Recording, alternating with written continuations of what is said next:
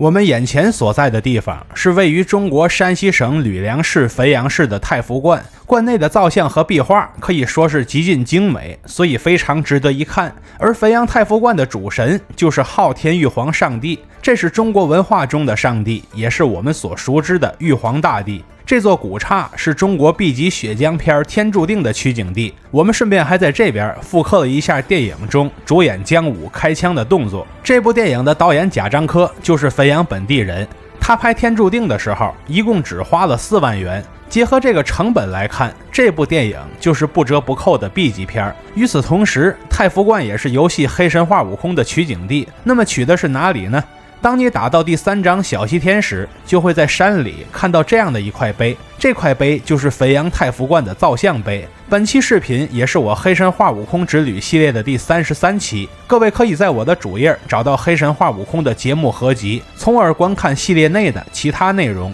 因为汾阳太福观的正殿是从金代传承至今的遗构，且殿内殿外拥有诸多的看点，所以这边是全国重点文保单位，也是我们在2024年夏天晋中之旅的重要一站了。大家好，我是徐工，这次一定点关注，下次旅行不迷路啊！我目前在这个地方是山西汾阳的太福观啊，跟我的朋友南希一起过来的，待会儿我们就来一起好好逛逛这儿。我们是自驾过去的，车就停在马路边了，院子里也有空地儿，但是门比较窄，我根本不敢开进去。在大门口的位置，我们可以提前预览汾阳太福观的开放时间，甚至还能看到山西人的午休时间。另外，前院里还有汾阳市的全境旅游地图，可供各位参考。不得不说，这个院子的环境是真的非常幽静，特别适合我们休闲。再往前走一段，就来到了汾阳太福观的山门。这座山门是1高2低的断檐升降口结构，侧面的小门是出入口，两侧斜出的墙是为8字影壁。其屋顶上覆绿色琉璃瓦，每块屋顶上边各有一个黄色的菱形块，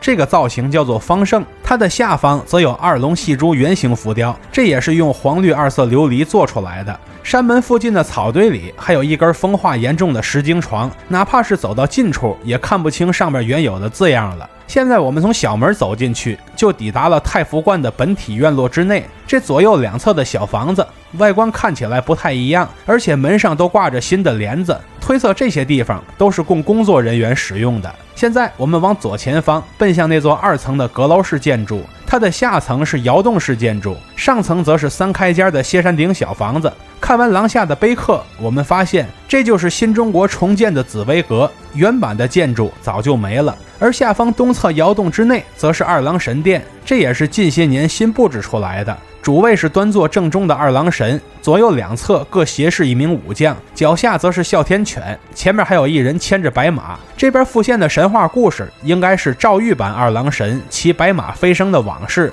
殿内脚下的牌子则是太福观悬塑的修复记录，至于实物观感如何，咱们待会儿就能看到了。西侧的窑洞内则是关帝殿，一进门就看到前边的人牵着关公骑的赤兔马，这是民间传说中的关公的坐骑。关公两侧是关平和周仓，这一组造像是中国各地常见的供奉。殿内脚下的牌子记录的是太福观壁画彩塑修复工程的成果，中间的窑洞则是空的，这算是个通道。我们走过去之后就发现了向上的楼梯，到了2楼之后发现斗拱是嘎嘎新的，见棱见角的。建筑的屋顶则是单檐歇山顶，地上还有块躺着的功德碑，但未能辨认出年代来。建筑的本体则锁着门了，这里本来供奉着道教的28宿，但原版的紫薇阁在消失之后，这边原有的28宿就被送到了山西省博物院，并一路存留到了今天。虽然太福观重建了新紫薇阁，但这些造像也没有回去。不过站在2层倒是能和附近的琉璃屋顶来个亲密接触，这个观景视角很珍贵，可不是每次都有的。现在我们从紫薇阁下来，先不着急往前走，而是先去东侧看看边上的几块石碑。我在这边认出了一块乾隆碑，这字儿都快被磨平了。第2块碑也磨损严重，难以辨认出年份来。第3块造像碑就是《黑神话：悟空》里冰天雪地里的那块碑。第4块造像碑上有2佛并坐，下有1佛2菩萨，背面则是常见的千佛浮雕，但也风化得很严重了。现在我们准备去看东侧的这一排5个的窑洞。从南往北看，第一个窑洞是财神殿，这位拿着钢鞭的财神明显是赵公明。第2个窑洞是喜神殿，供奉的是唐玄宗李隆基。第3个窑洞是寿星殿，供奉的当然是寿星老了。第4个窑洞是禄神殿，第5个窑洞是福神殿。所以这个面阔5间的窑洞内供奉的便是福禄寿喜财5位神灵。现在我们奔向西侧的5个窑洞，然后发现这边的香炉也是摆在了窑洞之外，然后往窑洞里边看。第1个是龙王殿，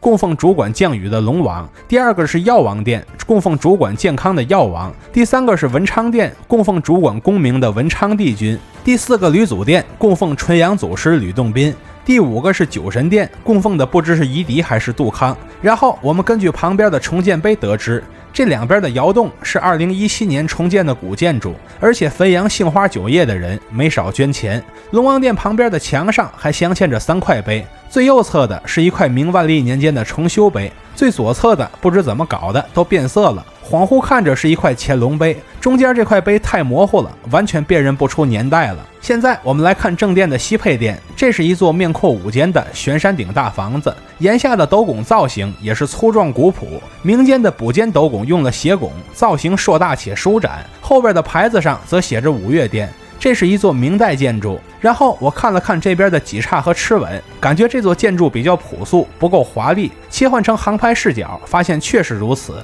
它甚至都被东配殿给比下去了。西配殿的内部供奉的自然是5月之神，也就是5月大帝了。这5尊造像中间的柱子上盘绕着红黄黑白4条龙，推测5月大帝中的4位是乘龙而来的，而没乘龙的那位则是此地的主家。这些龙看起来造型都特别的生动，难怪很多人都在网上说怀疑山西人见过真龙，不然就很难雕刻得如此栩栩如生。而两侧的造像则是5月之外的4都龙神，也就是长江、黄河、淮水、济水的神灵。如果把这些神灵对应到黑神话悟空里的4都龙神里，那就分别是青背龙、赤染龙、小黄龙还有小离龙。无有因，侧殿偏居何故？4都之神的头顶上便是现场纷繁复杂的玄塑造像，他们所描绘的故事大都是仙人出行聚会的场景，甚至有的车架居然是由龙来拉动的，这就是玉龙出行神话的具象化体现了。东侧的配殿也是一间面阔5间的悬山顶5开间大房子，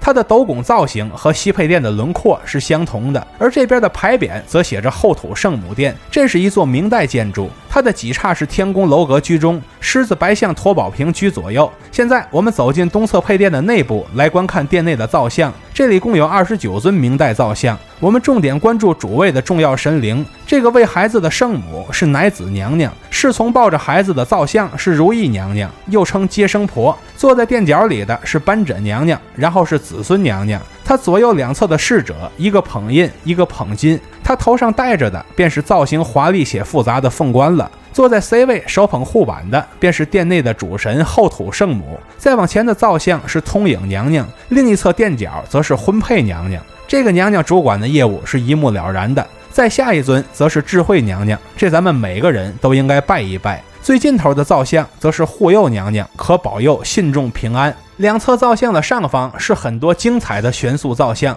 所谓的先知人兮列如麻也不过如是了。神仙的出行方式除了腾云、坐车、骑乘瑞兽之外，居然还有坐轿子的。那么这些人的现实原型想来便是古代的富贵之人了。临走之前别忘看一眼侧面的明代木质轿子，在每年的农历3月18后土圣母的诞辰期间，人们就用这顶轿子抬着后土圣母的造像出去巡游。下面我们准备转向正殿，这是一座面阔3间的歇山顶大房子。这座建筑是金代的原构，竣工于公元1200年，算到如今已经有了800多年的历史。屋顶中央的琉璃几岔，两边摆放着狮子驮宝瓶，正中则是一座天宫楼阁，螭吻则是绿色的盘龙琉璃大吻，眼角的位置还有一个琉璃武士，看起来威武而生动。建筑的月台上边有一对铁狮子被栏杆给围了起来，看来这对狮子也是文物。那他们是什么年代的文物呢？看他们的爪子下边写着大明正德5年，也就是公元1510年，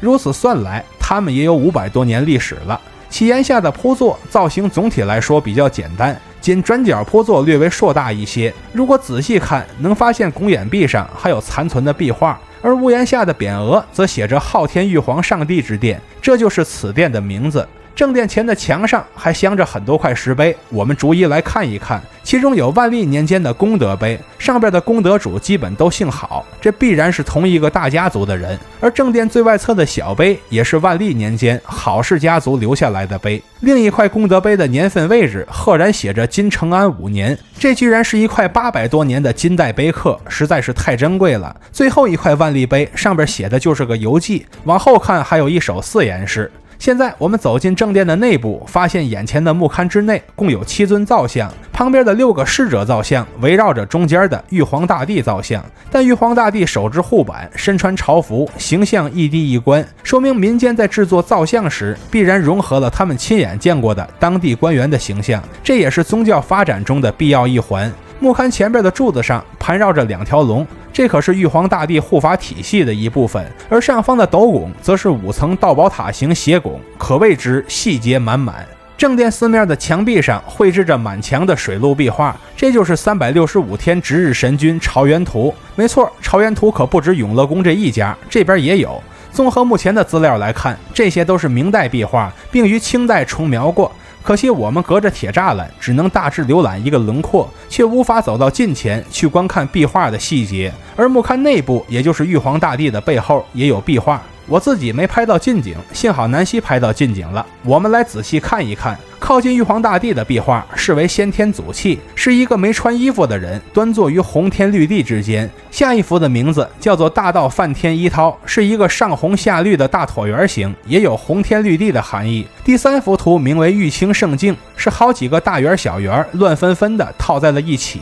更外侧的道家装束老者被挡得很昏暗，就看不清楚了，但这也已经足够了。我们足可看出，眼前的这些壁画就是古代道教的信奉者对整个世界的朴素理解。至此，我们就逛完了一整座的山西汾阳太傅观。我们常说地上文物看山西，因为山西这边所保留下来的古建筑以及建筑内的壁画、悬塑等各种造像数量本身就非常丰沛，其中有相当多的地方都像眼前的汾阳太傅观一样，不仅观感绝佳，而且人流量还没那么大，那么游客的体验相对来说就提升了不少。但那些热门的地方，比如隰县小西天、大同华严寺、朔州应县木塔，那些地方人气确实高，观感确实好，但体验怎么样就很难说了。所以在未来的旅途中，我们完全可以把这类冷门而精彩的地方作为我们的旅行目的地。我逛着舒服，拍着舒服，观众看着也舒服，这样当然是好事一桩了。看到这里的朋友，欢迎订阅加小铃铛，和徐工一起读城，一起旅行。